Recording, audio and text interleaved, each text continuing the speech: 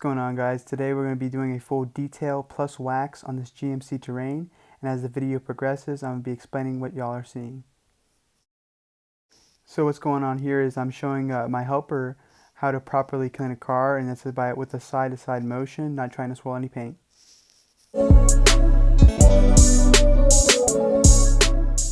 So this is directly after washing the car, and I'm going to foam the car down again so I can have some lubrication to do the clay barring, as you always do the clay bar before you wax.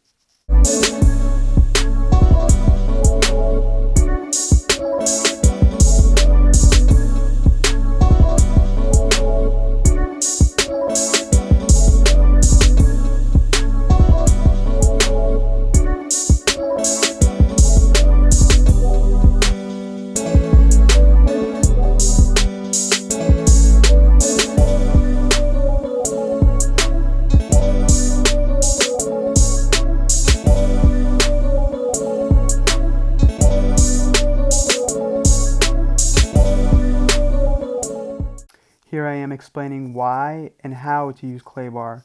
So the reason why we use clay bar is to get the top level of contaminants off before you wax a car, which will give it that nice smooth feeling. And how you use it is using, again, another side-to-side motion in order to reduce swirling the paint.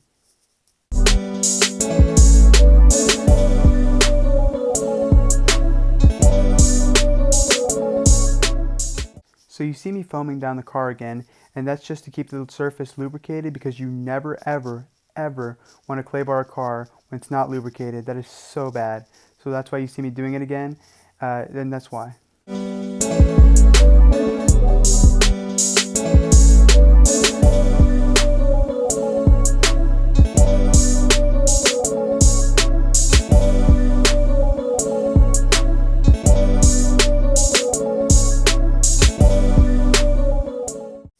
So here I'm going to be showing you what's coming off with the clay bar, and this is why you clay bar before you wax. See, if you were just to wax right after you wash the car, you would have embedded all of that inside the paint, and that is exactly what you do not want to do. So that's why the clay barring is a must.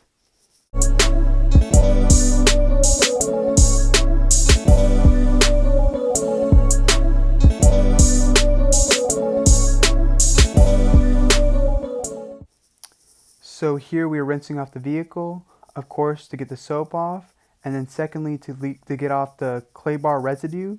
As when you go over it, a little bit of residue will be left over. It's just something that happens, and you just rinse it off in order to reduce streaking. And of course, you want streaks, you just want the car to be nice and shiny. So right here I'm showing one of the most important pieces of equipment that I have, and the best money I've ever spent was on this chamois. And what the chamois does is basically it's like a reusable towel. So you just go over the surface of the paint, it doesn't scratch anything, you go over it, you get majority of the water off, and then when it's full you just wring it out and continue. And these chamois are very long lasting, and all you have to do is wash them every so often because they do get moldy, but they do last for a very long time, and I'm still using this chamois to this day.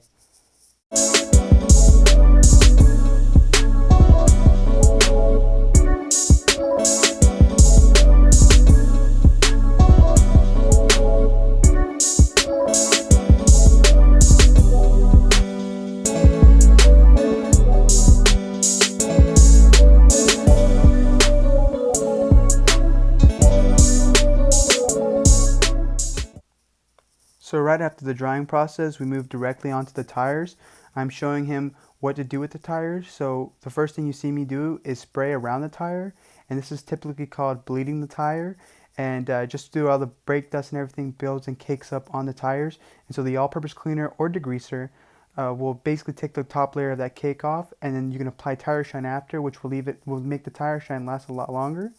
Then I spray, of course, across the rims, and then I start agitating the rims, and then I'll do that to all 4 tires, and then rinse them all off, and they'll come out very shiny and very clean.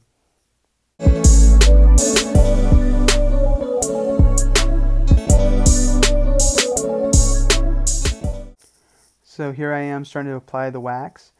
I do use only sprays because paste usually take a lot longer to dry, and when it comes down to detailing, speed is your best friend. So you'll see me start applying it, and this is the best wax you can buy on the market. It's Griot's Garage Best Show Wax, and it lasts for quite a while. So I really enjoy it, and it's very easy to put on and take right off. And it leaves a very, very nice coat over the top of the paint, which protects it for a long time.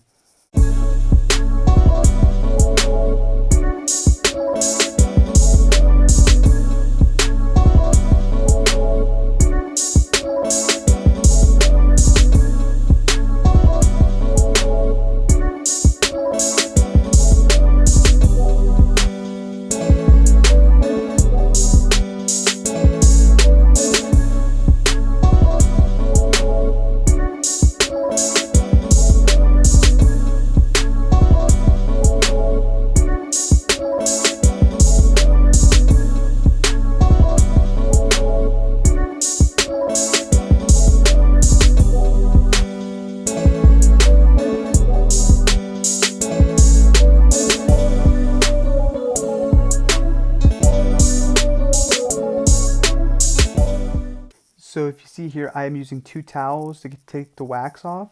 So the big orange towel it's a lot bigger than the blue one. That's to get majority of the wax off.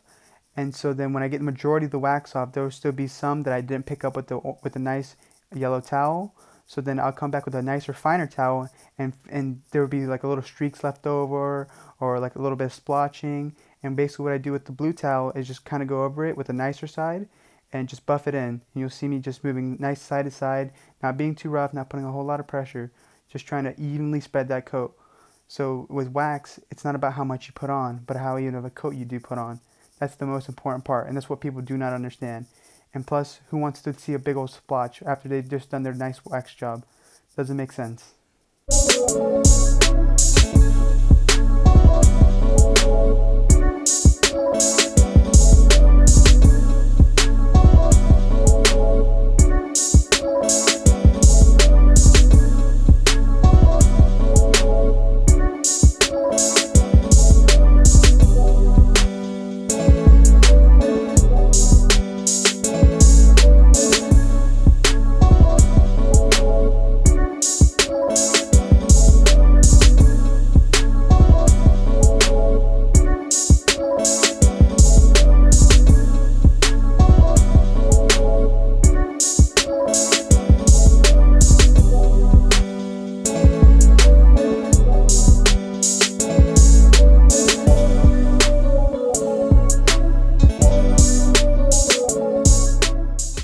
So again, with waxing, it's the same process on every single panel, including the roof. The roof is the most important part. And then now look at that paint though. It looks like a piece of glass. And then if you look hard enough, you can see the tripod. Isn't that just great?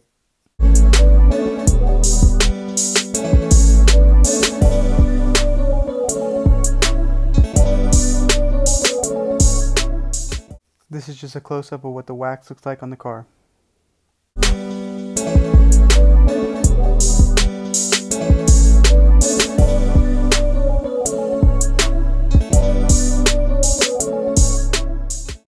So in this clip, everything's already been vacuumed and the car wasn't that dirty, so it's not a great example to show y'all, but I am going to show you the air vents and how I clean them. Take my all-purpose cleaner and my brush, scrub everything in there, take my shop vac, go right over the top, suck everything up.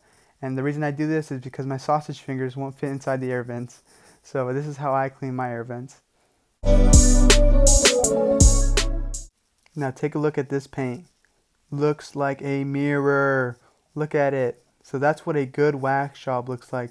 And if your car doesn't look like that, you're not doing it right.